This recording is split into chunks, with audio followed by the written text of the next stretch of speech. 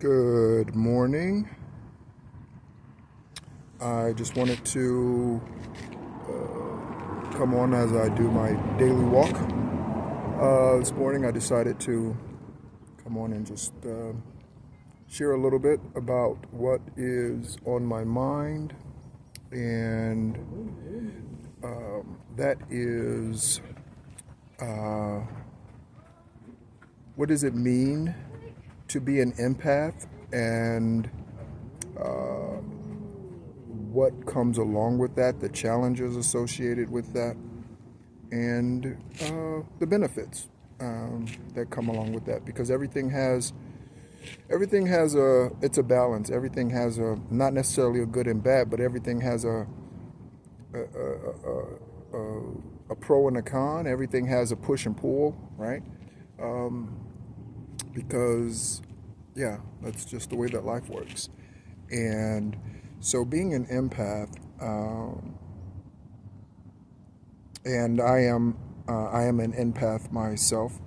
I always wondered, for a long time before finding out I was an empath, I always wondered about certain things about myself. So there are certain characteristics that are associated with being an empath. So empaths are extremely sensitive, even if you are a male, such as myself. So I am a male, but I actually cry often, and my understanding of that today is that the tears are the passion. Okay, so if you are someone who often cries when you speak passionately about something, now I'm not talking about a traumatic event, or again, men especially, because men are falsely taught that men don't cry, which is a bunch of bullshit, right? If you don't cry as a man, if you don't openly express yourself as a man, you will never be complete in and of yourself, and you do not truly love yourself. I will say it again, men, if you do not cry whenever you feel the need to, whether it's over a relationship, a Lifetime movie, yep, that's not gay. Gay means happy, by the way. And so just because you cry because of a movie doesn't mean you're a homosexual, which is a proper term, all right, to use in that case. So you are not, okay? That is some false 3D matrix bull that society has fed you, sir or young man. That is not the case, okay? In order to completely love yourself first, in order to receive someone who completely loves you for who you naturally are, who you are created to be, who you are birthed in this place to be, you first must love yourself, because you are who you attract. So, if you are an empath, you attract a lot of people. People probably puke on you all the time with their emotions, right? I'm trying to give you guys a view here. I'm not really paying attention to what I'm doing with the phone. I'm trying to, but so with that, people tend to seek you out and puke on you. I've dealt with this, I could say, at least since high school. I remember in high school, friends would come up to me and they'd be like, "Hey, Kevin, can I talk to you?" Yes, a lot of them were females. They were girls, right? Because that's who we attract, right? I mean, that's who we attract, and yeah. And I'll be honest, I was a bit of a flirt. I didn't have a girlfriend until I was 16, maybe 17. Yeah, 17 actually. I did not have a girlfriend, because just that really wasn't. I don't know. I don't know. I guess I've always wanted only meaningful relationships. So few of my relationships have been short term. You know, I don't do 6-month relationships. My relationships are years long. And so I'm just a dedicated person in that way. If a relationship is short term for me, then most likely I was not in a good place when I met that person, and it was some opportunity for both of us, right? So other than that, no, I don't have short-term relationships. The first girlfriend I had, we dated for 4.5 years, from 17 to the time I went into the military, which was 20 and some months, right? So it's always been long-term relationships, even when I was in Germany. So if you find yourself being inundated, right, with people coming to you. Can I ask you this? Can I share this? Or you ask them, how's their day going? I remember in Florida, I had an accounting and tax practice for many years around Seminole County, Volusia County, which is the Daytona, Sanford, Orlando, like all that kind of Central Florida area. And I remember I would have clients come into the office, and this is me when I was unaware of who I really was in its entirety. And again, I'm still learning. There's still things being polished, but for certain, I am in my purpose as I sit here today and share this with you. I am in it, right?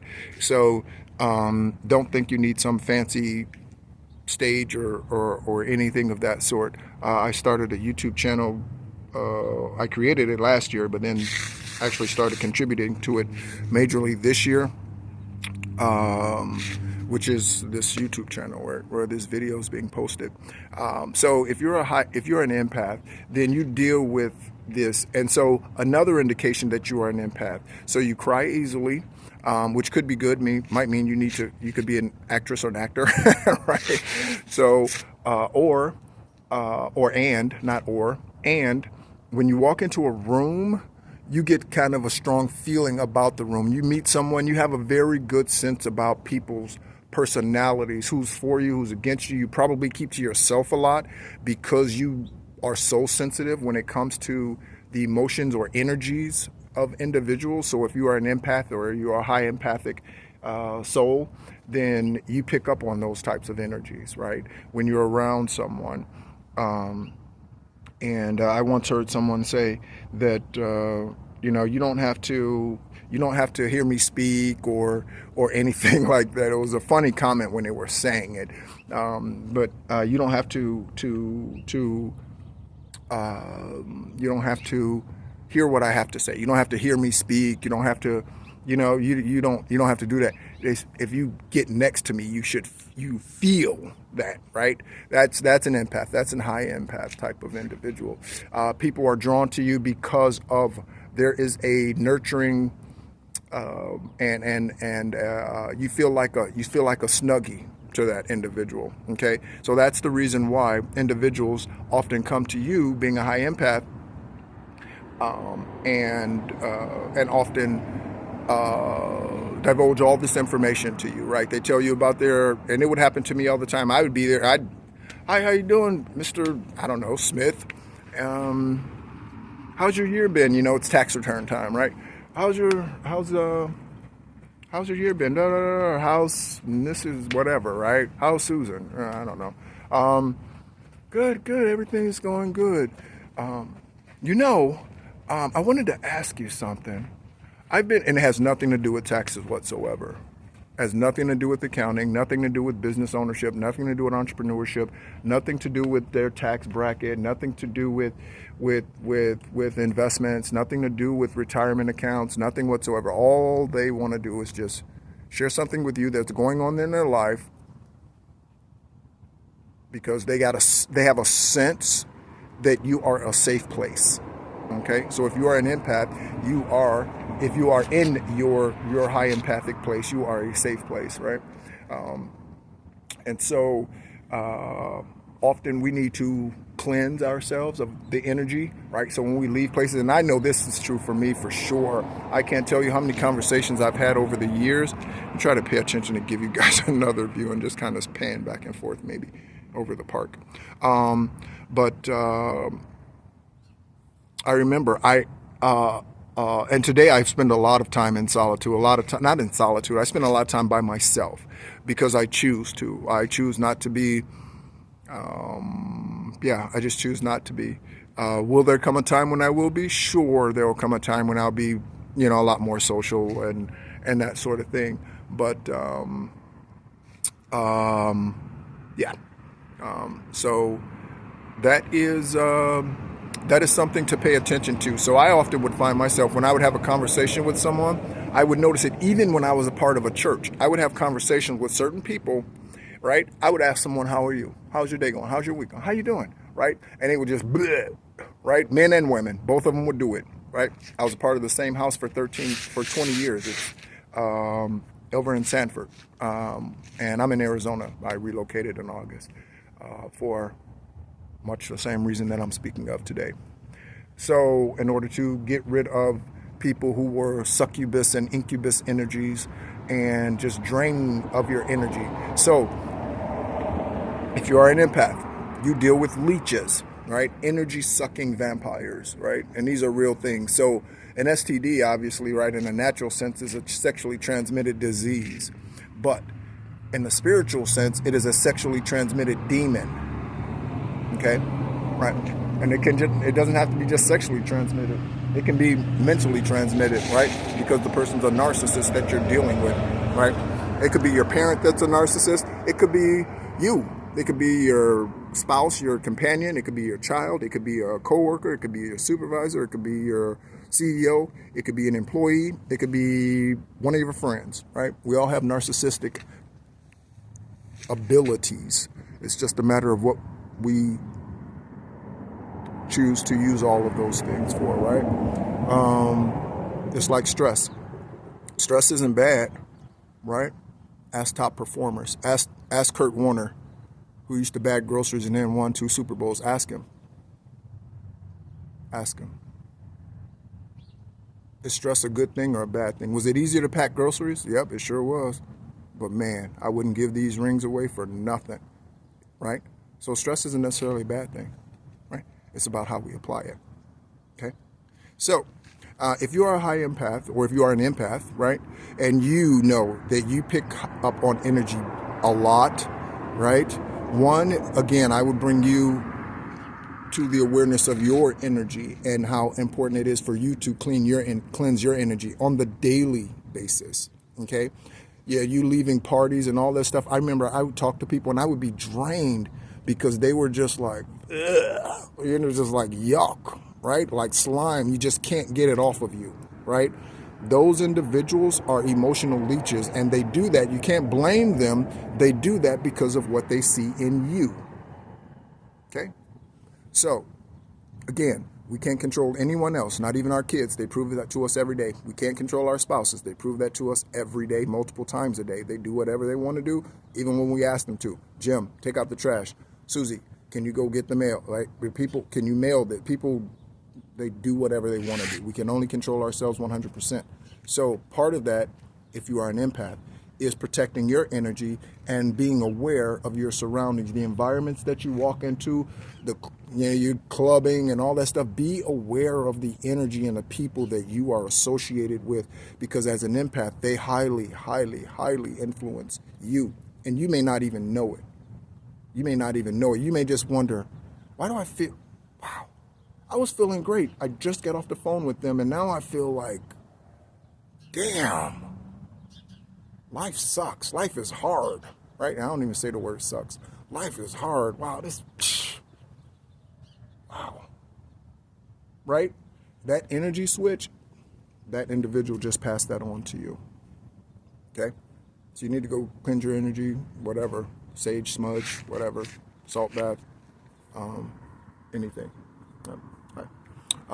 So if you are a high empath and you're experiencing some of these things, this is the reason why. Perhaps you are already aware that you are a high empath. Perhaps you always wondered, why is this? Why is that? Yes, and I don't think I made an introduction today, but my name's Nehru. And I don't know how far we're into the video, probably 20-something minutes. My name's Nehru. You're tuned into The Encourager. And the purpose of this channel is to do what I am doing, hopefully. And that's encouraging you, encouraging me. I learn and then I share, typically. Obviously, a lot of what I get is it's for my personal use. But anything when it comes to principles, spiritual principles, or how to get out of the religious rat race of the 3D matrix. When you want to get out of that because you're tired of praying for things and you don't see results, when you're tired of trying to manifest but you're not seeing the manifestations, there needs to be a change. Because religion is insanity, doing the same thing over and over again. And for as long as I have this channel or any other channel and I'm speaking on this, you'll probably get used to me saying some things on the regular basis, and that is religion is insanity. It doesn't matter what religion it is. It could be non-denominational. If it's still religious, and it's still insanity.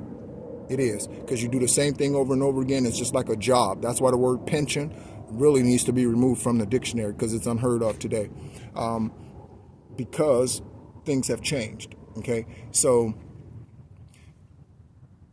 it was okay, right? In the Azusa Street revivals, there was a movement back then, some 100 years ago, right around 100 years ago, I believe. I have to look that up. I'm thinking 1920. I'm thinking 1920 something. I have to look that up. But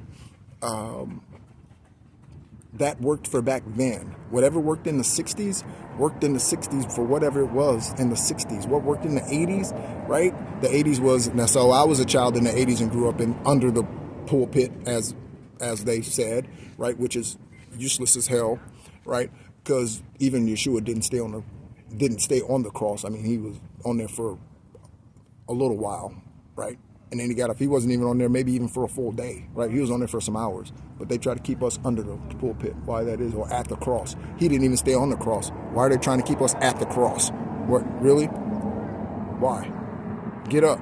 Be about your Father's business. Go make a change. Go heal. Go be the life-changing shine and brilliance that you're supposed to be here, right?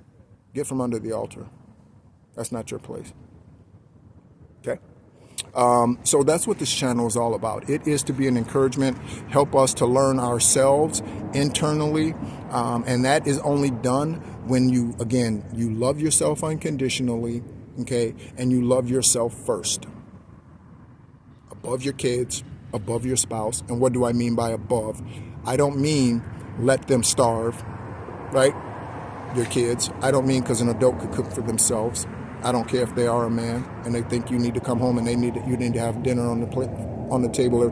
That individual is sickly when it comes to traditions, and they have a boxed in kind of mindset.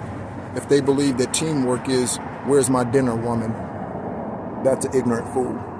And I'll say it to their face. You're an ignorant fool, sir. If you come home and you ask your wife, where's my dinner? Right? Because on Saturday morning, if that's the case, then she needs to lay in bed and ask you, where's my breakfast? Just speaking the truth, man. Just speaking the truth. So you're going to get her breakfast on Saturday morning, Sunday morning? Huh? You going to do that? When you're home and you're not working? Are you going to do that? All right? Don't require something of someone that you do not accept yourself. That's something of a soldier's creed. I will not ask my soldiers to do something that I myself am not willing to do.